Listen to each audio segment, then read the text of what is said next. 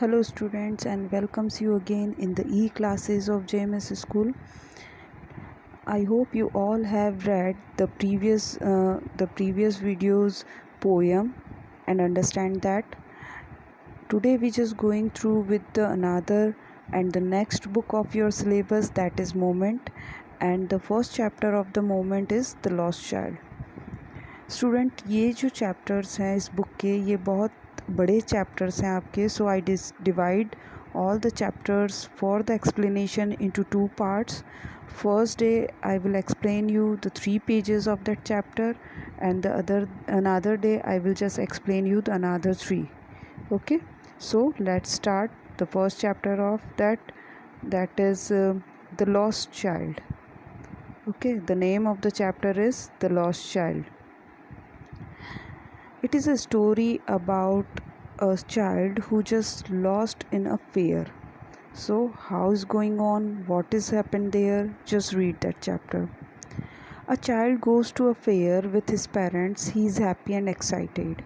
एक बच्चा जो है वो अपने पेरेंट्स के साथ एक फेयर में जाता है एंड वो बहुत हैप्पी और एक्साइटेड है and wants the sweets and toys display there. And what he wants, a sweet, वहाँ पे जो मिठाइयों की दुकान है वहाँ से मिठाइयाँ एंड टॉयज़ जो कि वहाँ पे डिस्प्ले हो रहे हैं वो.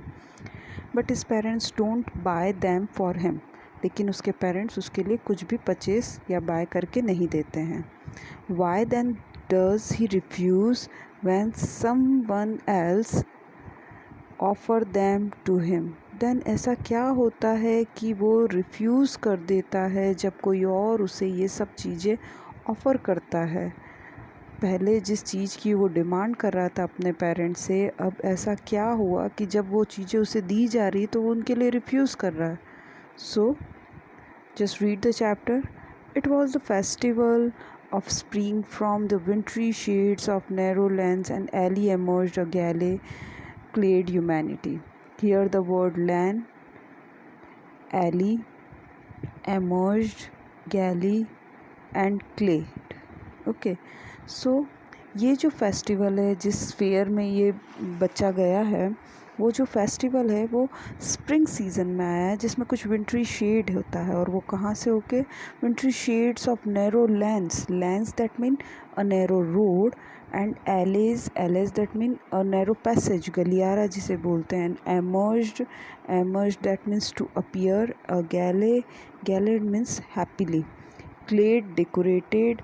ओके, तो ये ऐसे स्मॉल सी जो नैरो गलियां हैं उसमें से होके ये गुज़रते हैं जहाँ पे ह्यूमैनिटी पूरी तरह से डेकोरेटेड है. मतलब लोग अच्छे सुसज्जित होके अच्छे सुंदर सुंदर कॉस्ट्यूम्स में उस मेले में आए हैं.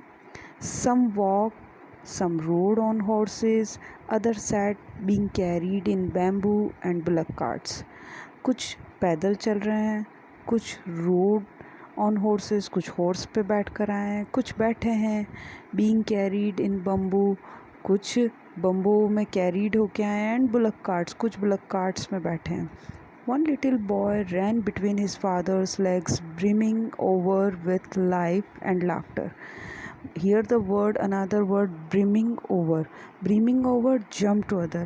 यहीं पे एक छोटा बच्चा है जो अपने फादर के आसपास घूम रहा है, जंप कर रहा है, with full of life and laughter. Come child come called his parents. That time उसके पेरेंट्स उसे बुलाते हैं, come child come. As he lagged behind, fascinated by the toys in the shops. Lagged behind, here the word lagged behind that means पीछे छूट जाना. Fascinated that means attracted by the toys in the shops that line the way.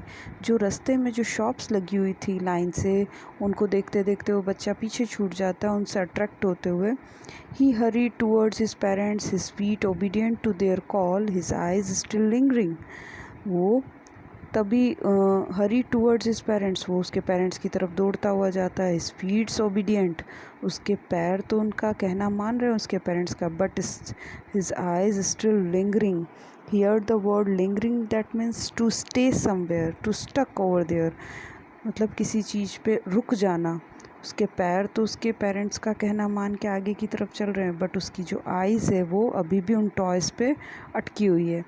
As he came to where they had stop to wait for him, वहाँ पे जहाँ पे वो रुके हैं उसका वेट करने के लिए, वहाँ पे आके he could not suppress the desire.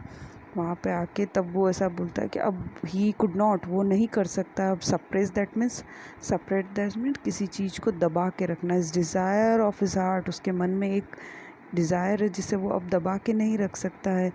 Even though, जबकि वो ये जानता है, he well knew the old cold stare of refusal in their eyes, वही पुराना कोल्ड रिफ्यूजल उनकी आँखों में. रिफ्यूजल मना करने, जो रिफ्यूजल किसी चीज़ के लिए डिनाई किया जाता है, that is refusal in their eyes. जबकि वो अपनी उस इच्छा को दबा के नहीं रख सकता है हार्ट में, जबकि वो अच्छे से जानता है कि उसकी आँखों में, उसके पेरेंट्स की आँखों में उसे वही रिफ्यूजल दिखाई देगा. I want that toy, he pleaded. Again the word pleaded, that means requested. वो request क्या करता है? I want that toy, मुझे वो toy चाहिए. His father looked at him, red-eyed in his familiar trance way. Trance way, that means उसके father उसकी तरफ red eyes से देखते हैं. In his familiar trance way, a cruel ruler, मतलब एक बिल्कुल क्रूल वे में उसके फादर उसकी तरफ देखते. His mother melted by the free spirit of the day was standard. उसकी मदर फिर उन्हें मनाती है और बिल्कुल फ्री स्पिरिट से उन्हें और उस बच्चे को किसी और बातों में बहलाने की कोशिश करती है. And giving him her finger to hold and said, look child what is before you, और बोलती है देखो आगे तुम्हारे और क्या है. It was a flowering mustard field, pale like melting gold as it swept across mile and mile of even land. वहाँ पे क्या बताती है वो उसे? मस्टर्ड फील्ड, कि देखो फ्लावरिंग तुम्हारे सामने है, फ्लावरिंग मस्टर्ड फील्ड है. मस्टर्ड फील्ड जो फ्लावरिंग है, पेल लाइक मेल्टिंग गोल्ड, वो कैसा लग रहा है? जैसे कि गोल्ड को मेल्ट करके माइल्स माइल्स तक फैला दिया हो. A group of dragonflies were bustling about on their gaudy. Bustling, here the another word, bustling. Bustling, that means to move in a busy way, and gauding, that means decorated purple wing. Intercepting, that means to stop or to catch.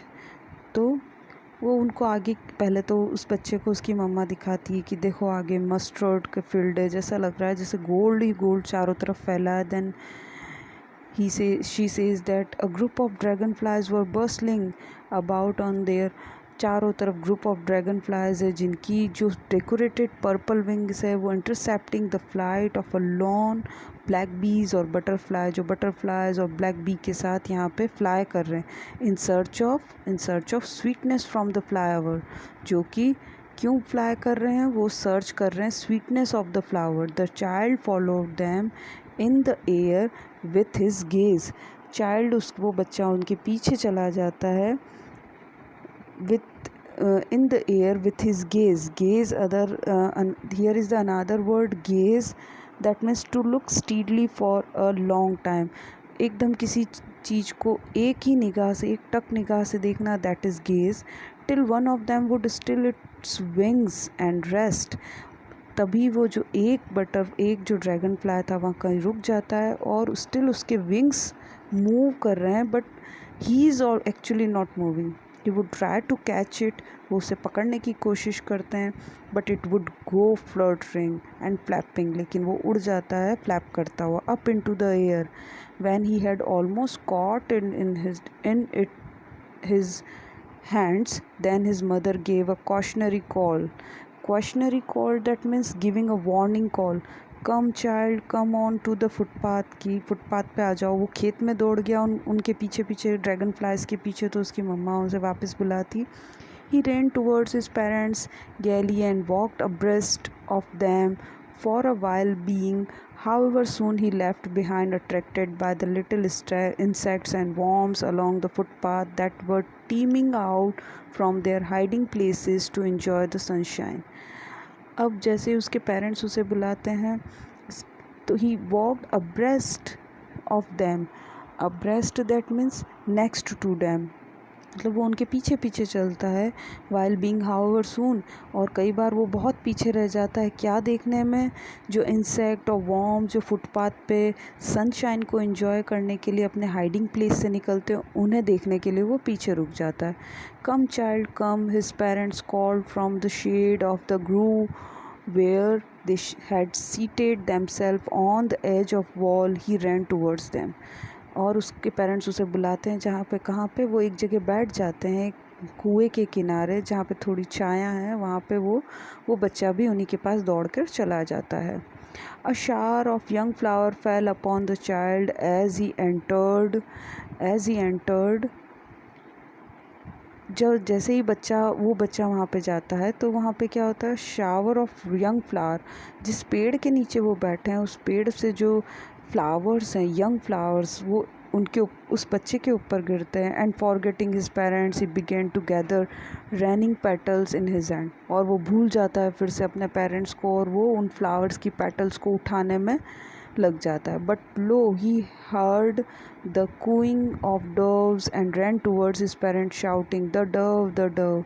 लेकिन तभी उसे एक Dove की cooing की आवाज़ आती है और वो दौड़ता अपने पेरेंट्स की तरफ ये चिल्लाते हुए the dove raining petals drop from his forgotten hands. और पहले वो अपने पेरेंट्स को भूल गया था उन पेटल्स को देख के, देन जब उसने कोई नई चीज़ देखी तो वो उन पेटल्स को भूल गया, and all the petals just drop down. Come child come, they called to the child who had now gone running in wild capers round and the banyan tree, and gathering him up they took the narrow winding footpath which led to the fair through the mustard field। अब उसके father उसके parents उसे बुलाते हैं कि अब हमको यहाँ से आगे चलना है। कैपर्स दैट अब here the word another word capers that mean a playful skipping movement, वो ऐसे उछलता हुआ जो उछलना होता है उसे बोलते capers. Who had now gone running in a wild caper round the banyan tree, जो कि एक बनियन ट्री के चारों तरफ घूम रहा था। And gathering him up they took the narrow winding footpath which led, अब उन्हें कहाँ जाना था, एक फुटपाथ से होके जो कहाँ लेके जाती, fair through the mustard field, इस मस्टर्ड फील्ड से आगे वो मस्टर्ड फील्ड्स होते हुए उन्हें फेयर में लेके जाती है, ऐसी फुटपाथ पे उन्हें अब वो जाना था। As they neared the village, the child could see many other footpaths full of throngs converging the whirlpools of the fair, and felt at once repelled and fascinated by the confusion of the world he was entering। जैसे ही वो उस village के पास जाता है वो बच्चा बहुत सारी नई नई चीज़ें देखता है, जैसे वर्लपूल जो झूले जो लगते हैं that is called Whirlpool. And वो उससे इतना अट्रैक्ट हो जाता है और इतना कंफ्यूज हो जाता है कि वो ऐसे कौन से नए वर्ल्ड में आ गया। A sweet man seller hogged, a sweet man seller, here the word again, a sweet man seller, that means जो shops होती है मिठाई वाले की, that is hogged, that means आवाज़ करना, बुलाना, calling, that is gulab jamun, rasgulla, barfi, jalebi. at the corner of the entrance के कॉर्नर में एक स्वीट मेट सेलर जो मिठाई बनाने वाला है उसकी शॉप है, वो वहाँ पे आवाज़ लगा रहा है उन्हें। A crowd pressed round his counter at the foot of an architecture of many colored sweets decorated with leaves of silver and gold। बहुत भीड़ जमा है उसके चारों तरफ, उसके काउंटर के चारों तरफ, और उसने बहुत डेकोरेटिव मैनर में वो सारी स्वीट्स वहाँ पे डेकोरेट की है with the leaves of silver और गोल्ड, उनके ऊपर सिल्वर और गोल्ड कलर की लीव्स भी लगाई। The child stared open eyed and his mouth watered, वो जो चाइल्ड है वो उसको खुली आँखों से स्टेयर्ड मतलब आंखें फाड़ फाड़ के उन्हें देखता है। हिज माउथ वाटर्ड, दैट मुंह में पानी आ जाना। Mouth watered, here the word mouth watered, that means मुंह में पानी आ जाना। For barfi, specially for what, for barfi, that was his favourite sweet. Students, please pay your attention. Now we just come on the main theme of that chapter। अब यहाँ पे हमें पता चलेगा वो बच्चा किस किस चीज़ को लेके बहुत ज़्यादा फैसिनेटेड होता है और बाद में इन्हीं चीज़ों को वो रिफ्यूज़ करेगा। ओके, तो watered for the burfi that was his favorite sweet. I want that burfi, he slowly murmured. Murmured again the word murmured, that means fusfusana. But he half knew as he begged that his plea would not be heeded. कि plea again the word plea that means उसकी request हीडेड मतलब accepted, कि उसकी जो request है उसे accept नहीं किया जाएगा because his parents would say, क्या बोलेंगे, ही वॉज ग्रीडी। उसे ऐसा लगता है कि अगर वो ऐसा बोलेगा तो उसे पेरेंट्स क्या बोलेंगे कि यू वर ग्रीडी, तुम बहुत लालची हो। So without waiting for an answer he moved on, वो आगे बढ़ जाता है। A flower seller hawked, then एक शॉप आती है फ्लावर सेलर की। Flower seller hawk a garland of gulmohar, a garland of gulmohar. The child seem irresistibly drawn. He went towards the basket where the flowers lay heaped and half murmured. Heaped मतलब ढेर लगा जा। तो अब वो आगे बढ़ते हैं तो एक फ्लावर सेलर की शॉप आती है जहाँ पे वो फ्लावर सेलर ज़ोर ज़ोर से चिल्ला रहा होता है, गार्लैंड ऑफ गुलमोहर, माला ले लो गुलमोहर की।